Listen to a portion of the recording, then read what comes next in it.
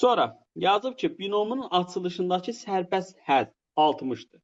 Nə idi sərbəst hədd? X-in iştirak Yanında. etmədi. X-in iştirak etmədi. Elədir mi?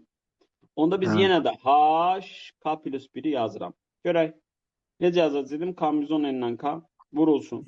Kökür altında x-in üstündə bunları ikisini çıxırdım. Sonra mənfi 2 bölünsün x-in üstündə k-nı yazırdım.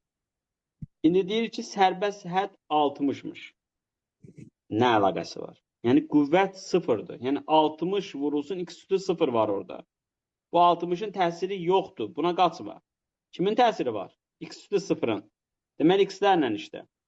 X üstü m minus k bölü 2. Hələ bir buna bax. Sonra burada 2'yə də dəymə. Niyə 2'yə dəymirik? Hərfə aid deyil. Nəyə aiddir? X-ə. Burada da x üstü n k'dır. Onda olur x'in üstündə m minus k bölü 2 çıx k. Və bura 0 olmalıdır. Böləndə qüvvətlər çıxdı. Onda n çıx k bölü 2 çıxılsın k bərabərdir 0. Onda n olur 3k. Yaxşı. İndi biz nə alacağıq? Balalar. Diqqətli olmalıyıq.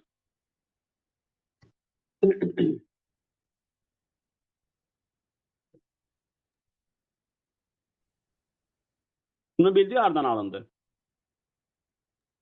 Bəli.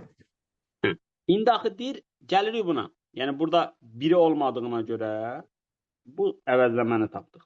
İndi deyir ki, əmsal da 60'dır. Yaxşı, əmsal nə idi? K 110 n-dən k. Yəni 3k'dan k. Vurulsun. Burada mənfi 2 üstə k da var axı. Bu da bərabərdir 60'a. 60 nəyə bölünür uşaqlar? Bax, k-ya 1 versəniz düzgün olmaz. K-ya 2 versəniz düzgün olar.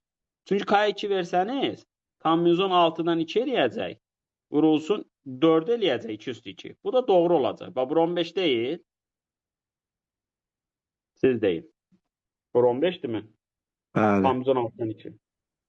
60'ı 2 dənə tam ədədin hasılı şəklində yazdım da. Deməli, k-im 2'dir. Onda n-im neçədir? 3k idi axı.